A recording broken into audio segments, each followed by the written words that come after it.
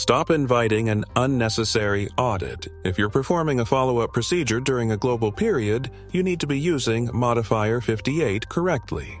Let's talk about the insurance side before we get back to the clinical, right? So there's a Modifier 58 that we're now going to introduce into interventional spine surgery that we have always used in ortho. And I want you to be aware of it. And a 58 says, you have a patient and you want to stage the procedures you want to do. So if this patient has SI problems and the patient has the lumbar problem that you have, you can do all that surgery at one setting. She's laying on her face. Or you can say, you know what, I'm going to do the SI and I have bilateral SI. I'm going to do the left SI, then I'm going to give her a week and do the right SI, then I'm going to give her a week and do the lumbar. Each one of those will be paid for 100%.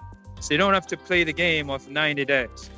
That was only a game that you played before because you weren't at the point in your evolution to start thinking about staging things.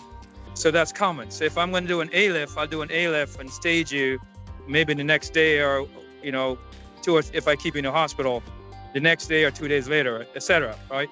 So be aware that you can now treat somebody with more than one pathology by clearly stating to the insurance company and the patient that this is your treatment plan. And bilateral SI, we weren't doing those before. Now we can. So make sure we are aware of that. Any questions on Modifier 58 in case we're missing something?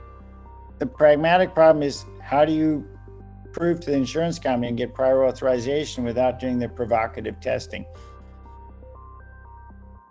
That's a different question, Mike. What I'm saying is, if you do everything right and you have proven that this patient has SI pathology and you've proven this patient has lumbar pathology, if you've proven the patient has bilateral SI, you can stage your procedures, but you have to clearly state that you're going to stage it. You don't get authorization to stage it. You get authorization to do the surgery. You decide to stage it.